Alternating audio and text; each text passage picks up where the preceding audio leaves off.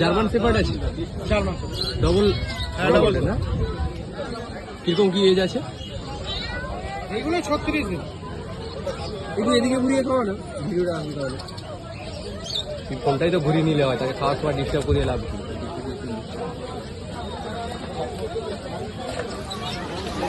সন্তু, এটা কি আছে দাদা? হোয়াইট হাঁস কি আছে? কেমন এজ আছে ওটা? সাদাটাকে খেতে দেয়, সাদাটাকে খেতে দেয়। এই হাওয়াটা জাম করে দিচ্ছে। যাওয়া কি হচ্ছে?